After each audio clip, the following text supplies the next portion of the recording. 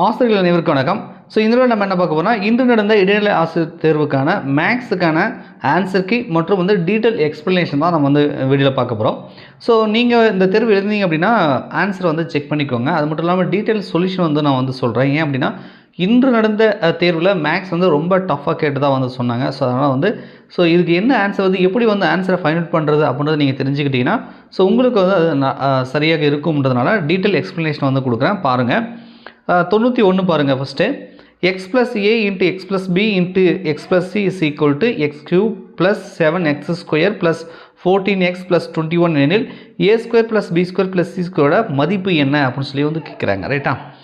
சரி, இந்த மாதிரி ஃபார்முலா கொடுத்துட்டு இந்த மாதிரி ஒரு கியூபிக் ஈக்குவேஷன் கொடுத்தாங்கன்னா இந்த எக்ஸ் ஸ்கொயரோட கோஎஃபிஷியன்ட் எக்ஸோட கோஎஃபிஷியன்ட் இதெல்லாம் இருக்கு இல்லையா, இதுக்கு தனியாக ஒரு ஃபார்முலா இருக்குது. ரைட்டா? ஸோ அதாவது x plus a x plus b x plus சிக்கு ஒரு ஃபார்முலா இருக்குது.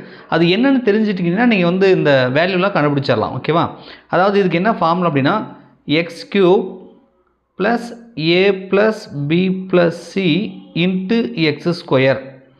ஸோ அதுக்கப்புறம் பார்த்தீங்கன்னா ab plus PC plus ca bracket close பண்ணணும் இன்ட்டு எக்ஸு ப்ளஸ் ஏபிசி. இப்போ இது நமக்கு என்ன தெரியுது அப்படின்னா எக்ஸ் ஸ்கொயரோட கோஎஃபிஷியன்ட் தான் ஏ ப்ளஸ் பி ப்ளஸ் சி, எக்ஸோட கோஎஃபிஷியன்ட் தான் ஏபி பிசி சிஏ, ஏபிசின்றது லாஸ்ட்டாக இருக்கக்கூடிய கான்ஸ்டன்ட் அந்த 21 போட்டிருக்காங்க இல்லையா, அதுதான். அப்போ இந்த வேல்யூவை நம்ம எடுத்து எழுதிக்கலாம். ஸோ இந்த ஃபார்முலா தெரிஞ்சதான் உங்களால் எடுத்து எழுதிக்க முடியும். ரைட்டா? இப்போ என்ன பண்ண போகிறோம் அப்படின்னா இந்த கொடுத்துருக்கிறதுலேருந்து நான் இந்த வேல்யூவை எடுத்துக்க போகிறேன்.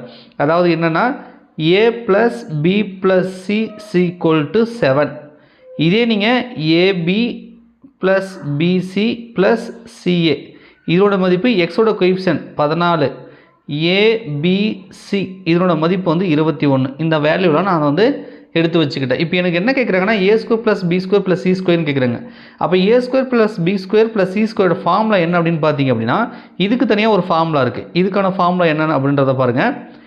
ஏ plus B plus c whole square minus 2 into ab plus PC plus ca அப்படின்னு சொல்லி ஒரு ஃபார்முலா இருக்குது. இதுதான் இதுக்கான ஃபார்முலா. சரி, இப்போ இதில் நம்ம வேல்யூ சப்ஸ்டிட் பண்ணலாம். இப்போ ஏ ப்ளஸ் பி ப்ளஸ் சின்றது நமக்கு 7ன்றது நமக்கு தெரியும். இப்போ இங்கே ஸ்கொயர் போட்டிருக்கிறதுனால நம்ம 7 ஸ்கொயர் அப்படின்னு போட்டுக்கலாம். Minus 2 into AB BC CA இதனோட வேல்யூ 14. அப்போ இன்ட்டு 14 அப்படின்னு போட்டு இதை சிம்பிளிஃபை பண்ணலாம். 7 ஸ்கொயர்னா 49, 7 49, 2 இன்ட்டு 14ன்னு போட்டிங்கன்னா 28. இப்போ 49ல் 28 கழிச்சிட்டிங்கன்னா மீதி 21ன்னு வரும். ஸோ அப்போ 21 தான் இதுக்கான answer. So a square plus b square plus c ஸ்கொயரோட வேல்யூ என்ன அப்படின்னாங்கன்னா 21. இதில் எத்தனை ஃபார்முலா யூஸ் பண்ணுறாங்க பாருங்கள். இதுக்கு ஒரு ஃபார்முலா தெரியணும். A square plus b square plus c ஸ்கொயர்னால் அதுக்கு தனியாக ஒரு ஃபார்முலா இருக்குது. அந்த 2 ஃபார்முலா தெரிஞ்சால் மட்டும்தான் இதுக்கான வேல்யூவை கொண்டு வர முடியும். ஸோ 21 என்பது இதுக்கான ஆன்சர். அடுத்தது மெனிலாஸ் தேற்றத்தின் படி எது சரின்னு கேட்குறாங்க. ஆக்சுவலாக ஸோ இதுக்கு பார்த்தீங்க அப்படின்னா நம்ம PB PC CQ QA AR RP equal to -1 அப்படின்றது வரும். அதாவது இது ஆக்சுவலாக பார்த்தீங்க அப்படின்னா அந்த லாஸ்ட்டாக இருக்குல்ல அந்த பிபி கிராஸாக சேமாக இருக்கும். இந்த பாருங்கள் கியூ ஆர்ஆர் இது ஷார்ட்கட்டாக நம்ம மெமரி பண்ணுவோம் பள்ளி நம்ம ஸ்கூலில் படிக்கும்போது. அது பாருங்கள் பிபி கியூ ஆர்ஆர்ன்றது கிராஸாக சேமாக இருக்கும். இந்த பாயிண்ட் அடுத்து வரும் பிசி சிஏ ஏபி இந்த மாதிரி அடுத்தடுத்து வரும். வேறு எதுக்கு மேலே நீங்கள் எடுத்து பார்த்தீங்கன்னா பாருங்கள் பிபி வருதா, ஆனால் ஏசின்னு இருக்குது, கிராஸாக சரியாக வரல. அப்போ இது இல்லை. இங்கே பாருங்கள் இதுவும் கிராஸாக சரியாக உட்காரல. ரைட்டா? அப்போ இதுவும் வராது. இது பாருங்கள் பிபி வருது கியூ வருது, ஆனால் பிஏன்னு போட்டிருக்கான். அப்போ இதுவும் வரல. அப்போ கிராஸாக எது வருதுன்னு கண்டுபிடிச்சிடலாம். பாருங்கள் பிபி கியூ ஆர்ஆர் கிராஸாக உட்காருதா. ஸோ அப்போ இதுதான் அந்த தீரத்துக்கான ஸ்டேட்மெண்ட். ரைட்டா? ஆக்சுவலாக அது வேறு மாதிரி இருக்கும். அது ஏடிவி டிபி பிஇ இசின்னு போட்டிருப்பாங்க. இவங்க நம்மளை கன்ஃபியூஷன் பண்ணுறதுக்காக என்ன பண்ணியிருக்காங்கன்னா அந்த வேரியபிளோட பேரை மாற்றி வச்சுருக்காங்க. ரைட்டா? ஸோ அவ்வளோதான். ஸோ டி ஆப்ஷன் சரியாக இருக்கும் அந்த தேர்தப்படி. அடுத்தது இணைகரத்தின் அடிப்பக்கமானது அதன் உயரத்து போல 4 மடங்கு அதன் பரப்பளவு 4 சதுர சென்டிமீட்டர் ஆகிய இருப்பின் அடிப்பக்கம் மற்றும் உயரம் என்ன அப்படின்னு சொல்லி கேட்குறாங்க. இப்போ இதுக்கு நமக்கு பரப்பளவு கொடுத்துட்டாங்க இல்லையா. அப்போ பரப்பளவுனா என்ன அப்படின்றது நமக்கு தெரியணும். ரைட்டா? பேஸ் இன்ட்டு ஹைட்டு, அதாவது இதுக்கு இணைகரத்துக்கு பேஸு இன்ட்டு ஹைட்டு ஹெச் அப்படின்றதான். இதில் என்ன சொல்ல வராங்க அப்படின்றத பாருங்கள். இணைகரத்தின் அடிப்பக்கமானது அதன் உயரத்தை போல் 4 மடங்கு அப்படின்றாங்க. அப்போ உயரம்ன்றது ஹெச்னு எடுத்துக்கோங்க. நம்ம என்ன பண்ணலாம், நாமளே எடுத்துக்கிறோம். ஹைட்டுன்றது ஹெச்னு எடுத்துக்கிட்டேன். இந்த பேஸுன்றது இந்த உயரத்தை போல் 4 மடங்குன்றாங்க. ஸோ அப்போ வந்து அது எவ்வளோக்கும் 4h அப்படின்னு சொல்லி இருக்கும். 4hன்னு இருக்கும். ஏன்னா 4 மடங்கு அது வந்து அதிகமாக இருக்கு இல்லையா, அதனால் அப்படி இருக்குது. இப்போ பரப்பளவு கொடுத்துட்டாங்க. ஸோ பரப்பளவு 400 சதுர சென்டிமீட்டர். பரப்பளவுனா பேஸ் இன்ட்டு ஹெச் அப்படின்றத நம்ம சொல்லிட்டோம். அதாவது பேஸ் இன்ட்டு ஹைட்டு அப்படின்றது நமக்கு தெரிஞ்சு போச்சு. இதில் சப்ஸ்டியூட் பண்ண போகிறோம். ரைட்டா, இந்த 400 கொடுத்துட்டாங்க. ஓகே, இப்போ பேஸ்னு என்னது 4h, ஹைட்டுன்றது h நம்ம எடுத்துருக்கோம். இதை அப்படியே சிம்பிளிஃபை பண்ண போகிறோம். அவ்வளோதான். 4h இன்ட்டு h அப்படின்னா 4h² அப்படின்னு வரும். இங்கே ஏற்கனவே 400 கொடுத்துட்டாங்க இல்லையா பரப்பளவு, அப்போ 400. இப்போ இந்த h² மட்டும் வச்சுட்டு இந்த 4 இந்த பக்கம் எடுத்துகிட்டு வந்தீங்கன்னா அது வகுத்தில் வந்துடும். அடிச்சிங்க அப்படின்னா உங்களுக்கு 100ன்னு வரும். அப்போ 100 = h² வருது. ஸோ h²னா 100க்கு வந்து நம்ம ரூட் எடுக்கணும். அப்போ தான் ஹெச்சோட வேல்யூ கிடைக்கும். அப்போ h = √100. 100க்கு ரூட் எடுத்திங்கன்னா அது வந்து 10ன்னு வரும். ரைட்டா, அப்போ உயரம் என்பது 10. அப்போ பேஸுன்றது நமக்கு தெரியணும் இல்லையா. அப்போ பேஸ்னா 4hன்னு வந்துருக்கு. ஏன்னா உயரத்தை போல் 4 மடங்குன்னு சொல்லியிருக்கான். அப்போ பேஸுன்றது எவ்வளோ வருது, 40. அப்போ உயரம் 10, பேஸ் 40. நமக்கு கேட்டது என்னென்னா அடிப்பக்கம் பேஸும் உயரமும் ஹைட்டும் வந்து கேட்டிருக்கான். அப்போ 40ன்றது ஃபஸ்ட்டு வரணும், ஹைட்டுன்றது 10ன்றது செகண்ட் வரணும். இந்த மாதிரி எங்கே இருக்குன்னா 40, 10ன்னு சொல்லி சி ஆப்ஷனில் கொடுத்துருக்காங்க. ஸோ சி ஆப்ஷன் இதுக்கு வந்து சரியாக இருக்கும். அடுத்தது பார்த்தீங்க அப்படின்னா PQ மற்றும் RS என்பவை இரு விகிதமுறு எண்கள். PQ RS எது தவறு, ஒரு ரிலேஷன்ஷிப் கொடுத்துருக்காங்க. இந்த ரிலேஷன்ஷிப்பை சாட்டிஸ்ஃபை பண்ணுற மாதிரி இவங்க 4 ஆப்ஷனில் வந்து எது வந்து சரியாக இருக்குன்னு நம்ம சொல்லணும். எது தவறுன்னு கேட்டிருக்காங்க. சார் எது சரின்னு கேட்கல, வார்த்தை பாருங்கள், எது தவறு அப்படின்னு போட்டிருக்காங்க. அப்போ வந்து wrong, which one is wrong அப்படின்னு போட்டிருக்காங்க. ஆக்சுவலாக வந்து பார்த்தீங்கன்னா இந்த ரிலேஷன்ஷிப்பில் நீங்கள் செக் பண்ணி பார்க்கும்பொழுது கரெக்டாக இருக்கும். ஆனால் இந்த ரிலேஷன்ஷிப் பார்த்தீங்கன்னா உங்களுக்கு தவறாக இருக்கும். உதாரணத்துக்கு நான் ஒன்று சொல்கிறேன்னா, சும்மா 1/3 1/2 அப்படின்னு எடுத்துக்கோங்க. ரைட்டா, 1/3 இது 0.3ன்னு வரும் இல்லையா வேல்யூ. இதே நீங்கள் லெஸ் தென் 1/2 அப்படின்னு எடுத்துக்கிட்டிங்கன்னா இது 0.5ன்னு வரும். இதை வந்து PQ, இது வந்து RS அப்படின்ற மாதிரி நம்ம கன்சிடர் பண்ணிக்கலாம். ஜஸ்ட் இது வந்து P/Qவும் இதை வந்து P/Q, இது வந்து R/S அப்படின்றத நம்ம எடுத்துக்கலாம். இப்போ இந்த ஸ்டேட்மெண்ட்டில் என்ன சொல்கிறாங்க அப்படின்னா P+1, P கூட ஒன்று ஆட் பண்ணணும். அப்போ இங்கே 1/3ன்னு எடுத்துருக்குமா, அப்போ 2 வருமா, 3 + 1னா 4 வரும். அப்போ 2/4னா இதுவும் 1/2ன்னு வருது. ரைட்டா, ஏற்கனவே R/Sன்றதும் நம்ம 1/2 தான் எடுத்திருக்கோம். அப்போ இந்த வேல்யூவும் R/S ஈக்குவல்ட்டுன்னு வருது நமக்கு. ஆனால் இவன் என்ன போடுறா, ஸ்ட்ரிக்ட்லி லெஸ் தென் அப்படின்ற ரிலேஷன்ஷிப்பை போட்டிருக்கான். அப்போ இது வந்து தவறாக இருக்குது. இது வந்து அந்த ரிலேஷன்ஷிப்பில் சரியாக வரலை. ரைட்டா, ஸோ அப்போ வந்து D என்பது தவறு அப்படின்னு அர்த்தம். ஸோ D ஆப்ஷன் வந்து சரியாக இருக்கும். அடுத்தது பார்த்தீங்க அப்படின்னா, ராஜன் தன் வீட்டிலிருந்து 2 சக்கர வாகனத்தில் மணிக்கு 35 கிலோமீட்டர் வேகத்தில் சென்று தன்னுடைய அலுவலகத்தை 5 நிமிடம் தாமதமாக சென்றடைகிறார்.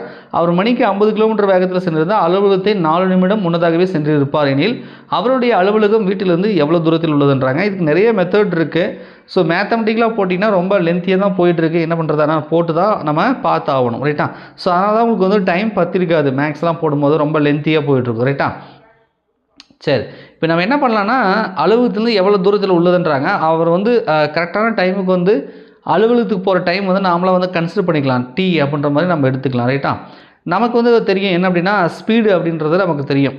இங்கே பாருங்கள், 35 கிலோமீட்டர் வேகத்தில் சென்று 35 கிலோமீட்டர் வேகத்துக்கு அப்படின்னா 1 மணி நேரத்துக்கு 35 கிலோமீட்டர் அப்படின்ற அர்த்தம். 2 சக்கர வாகனத்தில் அவர் போகிறாரு. சரி, இப்போ இது என்ன பண்ணலாம் அப்படின்னா நான் வந்து ஒரிஜினல் டைம் வந்து T அப்படின்ற மாதிரி நான் எடுத்துக்கிட்டேன். ரைட்டா, ஸ்பீடு வந்து அவனே கொடுத்துட்டான். ஃபஸ்ட்டுக்கு நம்ம ஸ்பீடுன்னு எடுத்துக்கலாம். 35 km/h அப்படின்னு வந்துடுச்சு. ரைட், இதில் 5 நிமிடம் தாமதமாக சென்றடைகிறார். ஏன் 5 நிமிடம் தாமதமாகனா, ஆக்சுவலாக வந்து கரெக்டாக போய் சேர வேண்டிய டைம் தான் நான் டீன்னு எடுத்துருக்கிறேன். 5 நிமிடம் வந்து தாமதம் அப்படின்றாங்க. அப்போது நம்ம எக்ஸாக்டாக போய் சேர வேண்டிய டைமை விட கூடுதல் வந்து 5 நிமிஷம். அப்போ T+5 அப்படின்ற மாதிரி நம்ம எடுத்துக்கலாம். T+5 அப்படின்னு நம்ம எடுத்துக்கலாம். ஸோ இது எல்லாமே ஹவரில் இருக்கிறதுனால நம்ம என்ன பண்ணலான்னா மினிட்ஸ்க்கு வந்து மாற்றுறதுக்காக நம்ம வந்து 60/60 அந்த மாதிரி போட்டுக்கலாம். ரைட்டா, இது ஒரு பாயிண்ட். 5 நிமிடம் லேட்டுன்னு சொல்கிறதுனால ஒரு ஈக்குவேஷன் மாதிரி வச்சுக்கோங்க, ஞாபகத்துக்கு வச்சுக்கோங்க. அடுத்தது 50 கிலோமீட்டர் ஸ்பீடில் வந்து போகிறாங்க. அடுத்தது 50 கிலோமீட்டர் போகிறாங்க. இது வந்து 4 நிமிடம் முன்னதாகவே வந்து செல்கிறாங்க. அப்போ நம்ம எக்ஸாக்ட் டைம் வந்து டீன்னு எடுத்துக்கிறதுனால இது வந்து இயர்லியராக போகிறாங்க, முன்னாடியே போயிடுறாங்க. அப்போ T-4/60 இது ஒரு ஈக்குவேஷன் மாதிரி வச்சுக்கோங்க. ஈக்குவேஷன் வேணால் ஜஸ்ட் ஒரு கன்சிடர், அதாவது இது வந்து லேட்டாக போகிறாங்க காலதாமதம், இது வந்து இயர்லியராக போகிறாங்க அப்படின்ற மாதிரி நீங்கள் ஞாபகம் வச்சுக்கோங்க. ரைட்டா? சரி. ஸோ இந்த ரெண்டு கான்செப்டை வச்சு நம்ம என்ன பண்ணலாம்னா, இப்போ time equal to distance by speed அப்படின்றது நமக்கு தெரியும் இல்லையா, அதை வச்சு நம்ம வந்து ஒவ்வொன்றா நம்ம வந்து ரெண்டு ஈக்குவேஷனை ஃபார்ம் பண்ணி அதுக்கப்புறம் கண்டுபிடிக்கணும். இங்கே பாருங்கள், ஃபஸ்ட்டு இந்த t + 5 6 எடுத்துக்கோங்க. t + 5/60 duration. ரைட்டா? டைம். ஸோ இப்போ இந்த டைம் என்ன, டிஸ்டன்ஸ் பை ஸ்பீடு தானே, டிஸ்டன்ஸ் தான் நமக்கு தெரியாது, அதனால் டின்னு வச்சுக்கலாம். ஸ்பீடு வந்து 35 கிலோமீட்ரு, அதனால் 35 அப்படின்னு போடுவோம். ஸோ இதுவும் வந்து பார்த்தீங்கன்னா இந்த யூனிட்லாம் போட்டு கன்ஃபியூஸ் பண்ணிக்க வேணாம், ஜஸ்ட் 35ன்றது மட்டும் ஞாபகம் வச்சுக்கோங்க. ரைட்டா? 35. இப்போ நம்ம டியோட வேல்யூவை கண்டுபிடிக்கணும். அப்போ டி மட்டும் வச்சுட்டு இந்த 35 இந்த பக்கம் எடுத்துகிட்டு வந்துடுங்க. ஸோ 35 எடுத்துகிட்டு வந்தீங்கன்னா இது வகுத்தில் இருக்கிறது அந்த பக்கம் பெருக்கில் வந்துடும். ஸோ இதை நீங்கள் அடிக்கலாம். 5th டேபிள் அடிச்சிங்கன்னா இது 7 5 35, இது வந்து 12 அப்படின்னு சொல்லி வருது. ரைட்டா? இப்போ என்ன வருது அப்படின்னா, இதுக்கு ஒரு ஈக்குவேஷன் கிடைக்கும். அதாவது 7t + 5 divided by 12 equal to t. டினா டிஸ்டன்ஸ். ஒரு ஈக்குவேஷன் கிடைக்கும். இதை ஞாபகம் வச்சுக்கோங்க, ஒரு இடத்துல எழுதி வச்சுக்கலாம். இதே மாதிரி இதே ஃபார்முலா யூஸ் பண்ணி இயர்லியராக போனார் இல்லையா, அதுக்கு ஒன்று கண்டுபிடிப்போம். ரைட்டா? அது என்ன வரும்னா t - 4 divide by 60 distance by speed எவ்வளோ 50. இப்போ இதுக்கும் அதே மாதிரி டியை வச்சுட்டு இந்த 50 இந்த பக்கம் எடுத்துகிட்டு வாங்க. 50 இந்த பக்கம் எடுத்துகிட்டு வந்துடுங்க, பெருக்கில் வந்துடும். t - 4 divide by 60 equal to டின்னு வரும். இந்த 50ஐயும் 60 அடிங்கப்பா. 10th டேபிள் அடிக்கலாமா? i/50 r/60. அப்போ 5/6 t - 4 அப்படின்னு ஒன்று கிடைக்குது. ரைட்டா? இப்போ வந்து ரெண்டு ஈக்குவேஷன் எனக்கு கிடைச்சிருக்கு. ஸோ இந்த ரெண்டு ஈக்குவேஷனை நான் வந்து உங்களுக்கு தெளிவாக எழுதிக்கிறேன். இது வந்து கசகசன்னு இருக்குது. ஃபஸ்ட்டு வந்து 7/12 t + 5 ஈக்குவல் டு டின்னு கிடச்சிது. ரைட்டா? அதாவது தாமதமாக போனதுக்கு. இயர்லியராக போனதுக்கு பார்த்தீங்கன்னா 5/6 t - 4 ஈக்குவல் டு டின்னு கிடச்சிது. இது ரெண்டுமே டின்னு இருக்குது இல்லையா, அப்போ ரெண்டுமே டிஸ்டன்ஸ் தான். அப்போ ரைட் சைடோட வேல்யூ வந்து நம்ம ஈக்குவல் ஆக்குதுன்னா கண்டிப்பாக லெஃப்ட் சைடோட இருக்கக்கூடிய வேல்யூவும் ஈக்குவலாக தான் இருக்கும். ஏன்னா ரெண்டுமே டின்னு தான் நமக்கு கிடச்சிருக்கு இல்லையா. ஸோ அதனால் ஃபஸ்ட் இந்த ஈக்குவேஷன் நம்ம ஈக்குவல்னு எடுத்துகிட்டு இதுலேருந்து நம்ம சால்வ் பண்ணி நம்ம ஈஸியாக வந்து டைம் வந்து கால்குலேஷன் பண்ணலாம். ரைட்டா? இப்போ பாருங்கள், இதுவும் டி. அப்போ இந்த வேல்யூ ஈக்குவலாக இருக்கும். அப்போ 7/12 t + 5 ஈக்குவல் டு 5/6 t - 4 அப்படின்னு சொல்லி வருது. ரைட்டா? இப்போ இந்த 6 கூட அடிக்கலாம். 1 6 6 2 6 12 அப்படின்னு அடிச்சு போடலாம். ரைட்டா? ஸோ இப்போ வந்து பார்த்தீங்கன்னா இந்த 7t + 5 உள்ள மல்டிபிள் பண்ணுங்கள். அப்போ வந்து 7t + 7 5 35ன்னு வரும்.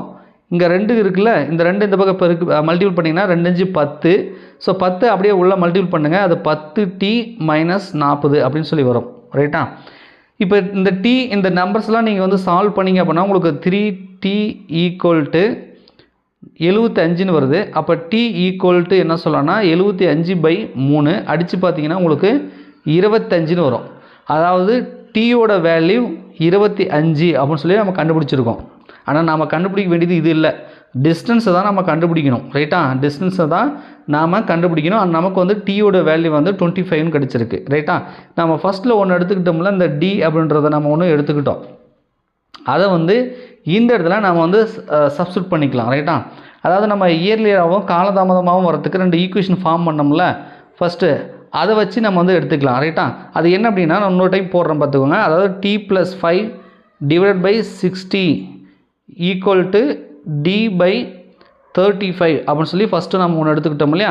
ஸோ அதுதான் அது. இப்போ இதில் வந்து நம்ம டீயோட வேல்யூ வந்து சப்ஸ்டியூட் பண்ணி பார்க்கலாம். டீயோட வேல்யூவை நம்ம சப்ஸ்டியூட் பண்ணலாம். ஸோ அப்படி பார்த்தீங்கன்னா ஃபஸ்ட் நமக்கு டி தான் கண்டுபிடிக்கணும். அதனால் டியை வச்சுக்கோங்க. இந்த 35 இந்த பக்கம் எடுத்துகிட்டு வந்துருங்க. டீயோட வேல்யூவும் சப்ஸ்டியூட் பண்ணிக்கோங்க. இப்போ டீயோட வேல்யூ என்னது 25. இங்கே ஒரு 5 இருக்குது. அப்போ 25 5 30. அப்போ 30/60. ரைட்டா? இந்த 35 இந்த பக்கம் எடுத்துகிட்டு வந்துடுங்க. Equal to D.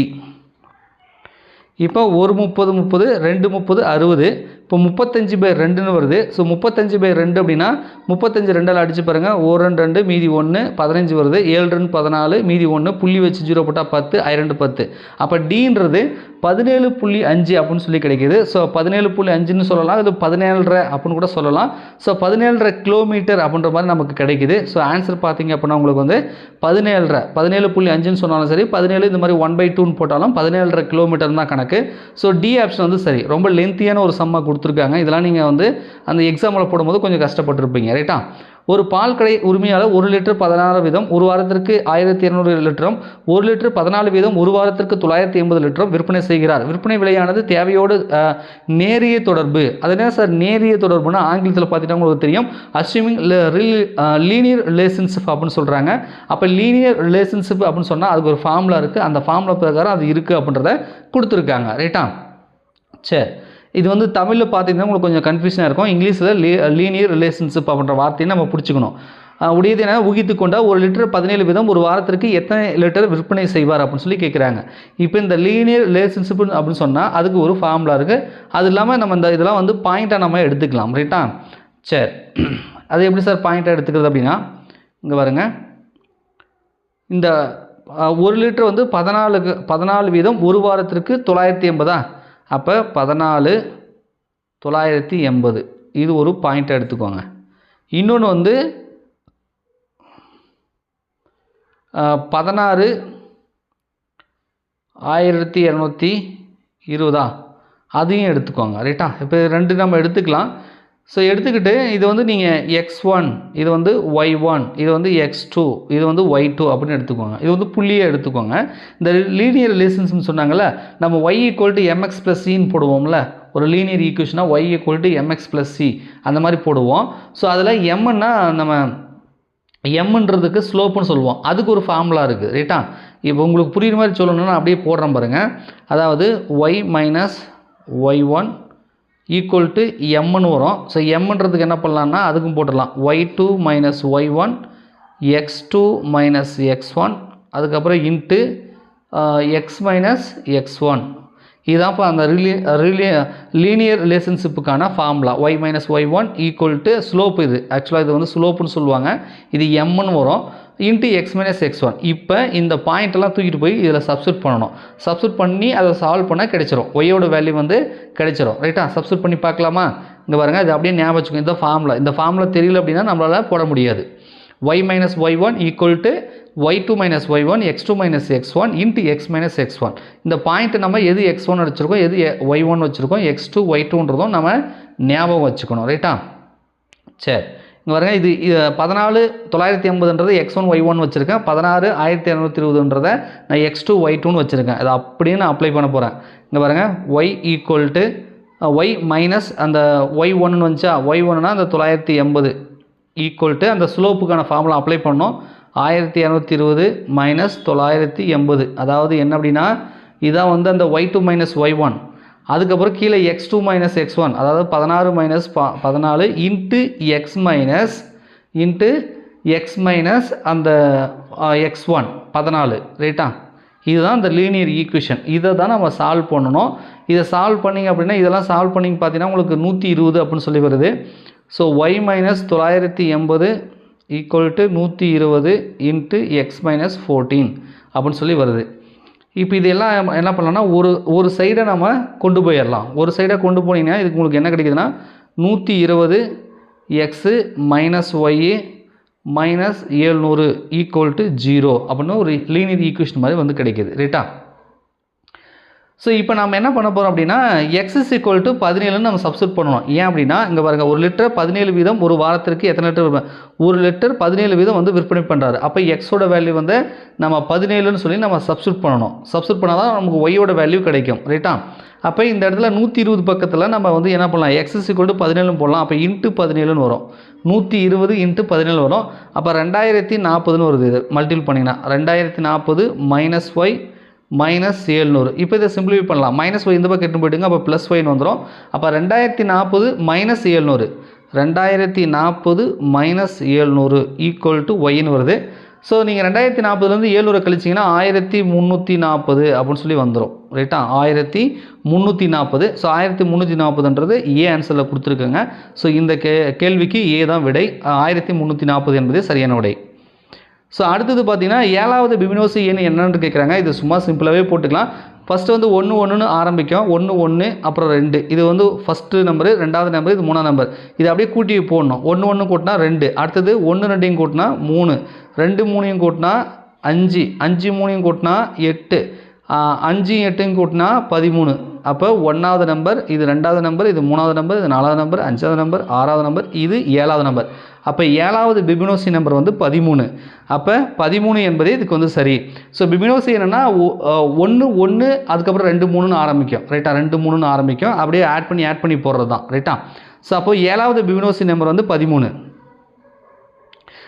1 + cot square theta divide by cosecant theta plus 1னோட மதிப்பு என்ன, இதனோட வேல்யூ என்ன அப்படின்றாங்க. ஸோ இதெல்லாம் பாருங்கள், இதில் வந்து பள்ளி பாடப்புத்தகத்தில் இருக்கக்கூடிய எல்லா மேக்ஸுமே கேட்பாங்க. நம்ம டிஎன்பிசி மாதிரி வந்து இப்போ இதெல்லாம் ட்ரிக்னாமெட்ரி இதெல்லாம் கேட்பாங்களா அப்படின்னு யோசிக்கக்கூடாது. இதெல்லாம் வந்து கேட்டிருக்காங்க, மேட்ரிக்ஸ் கேட்டிருக்காங்க.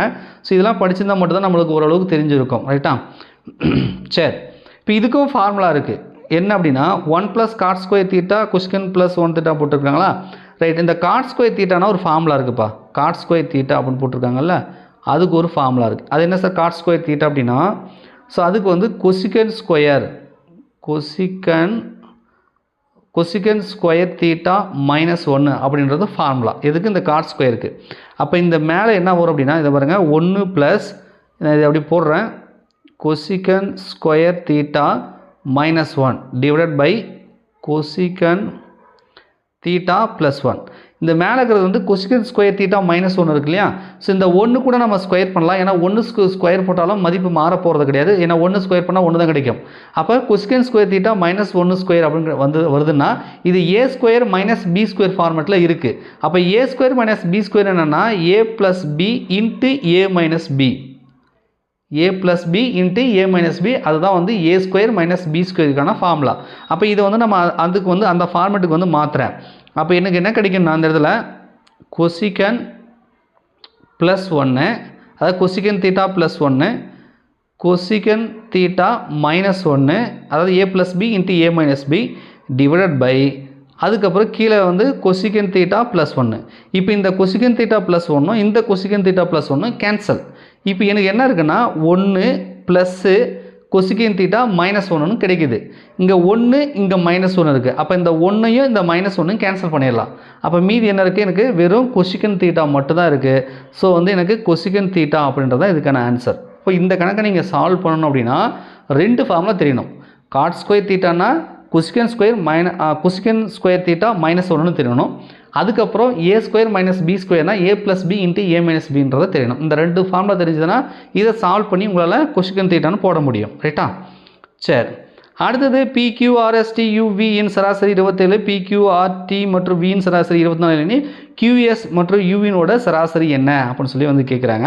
ஸோ சராசரி நம்ம கண்டுபிடிக்கிறதுக்கு முன்னாடி ஃபஸ்ட்டு இதனோட டோட்டல் கண்டுபிடிச்சோம்னா அதுக்கப்புறம் மீதி இருக்கக்கூடிய அந்த வேல்யூக்கான சராசரி வந்து ஈஸியாக நம்மளால் கண்டுபிடிக்க முடியும் ரைட்டா. ஏன் அப்படின்னா இந்த QSU இருக்கு இல்லையா, இதெல்லாம் வந்து இது பாருங்கள், இந்த வேரியபிள் இல்லாமல் இருக்குது. அப்போ ரெண்டுத்தையும் சப்ட்ராக்ட் பண்ணால் கிடைக்கிற மாதிரி வந்து அவங்க லிங்க் பண்ணி நமக்கு வந்து கொடுத்துருக்காங்க. அப்போ என்ன பண்ணலான்னா மொத்த வேரியபிள் எத்தனை இருக்குது பாருங்கள். ஃபஸ்ட்டு இருக்குது 1 2 3 4 5 6 7. அப்போ 7 வேல்யூ கொடுத்துருக்காங்க. அதாவது P + Q + R + S + T + U + V, இந்த 7 வேரியபிள் இருக்குது. இதனோட சராசரி 27. அப்போ கூடுதல் அப்படின்னா 27 × 7ன்னு போட்டிருங்க. அப்படியே மல்டிபிள் பண்ணோம்னா நமக்கு டோட்டல் கிடச்சிரும். அது வந்து இப்போ 27 × 7 போட்டிங்கன்னா உங்களுக்கு 189ன்னு வந்துடும். அடுத்த கூடுதல் வந்து PRTV இருக்கு இல்லையா. ஸோ இதுக்கான கூடுதல் கண்டுபிடிங்க. P + R + T + V, இதுக்கான சராசரி வந்து 24 சொல்லியிருக்கான். வேரியபிள் வந்து மொத்தம் 4 இருக்குது. அப்போ 24 × 4 போட்டால் 96. அப்போ இதனோட கூடுதலும் நமக்கு கிடைச்சிருது. அப்போ இது ஃபஸ்ட் ஈக்குவேஷன், இது செகண்ட் ஈக்குவேஷன். இது ஃபஸ்ட்டு வந்து செகண்டை கழித்து பார்த்தீங்கன்னா உங்களுக்கு ரிமைனிங் என்ன இருக்குதுன்னு தெரியும். பிக்கு கேன்சல், ஆருக்கு கேன்சல், டிக்கு கேன்சல், விக்கு கேன்சல். ஸோ மீதி என்ன இருக்குன்னா QSU அவன் கொடுத்துருக்குற QSU வந்துடுதா. அப்போ Q + S + U. So first equation second equation கழிக்கிறேன். அப்போ வேரியபிள் கழிக்கும் பொழுது நம்பரையும் வந்து கழிக்கணும். அதாவது ரைட் சைடில் இருக்கிற 189 96 கழிக்கணும். அப்போ 189 நீங்கள் 96 கழிச்சிங்கன்னா உங்களுக்கு 31 வந்திருக்கும். அப்போ QS + U = 31 அப்படின்னு சொல்லி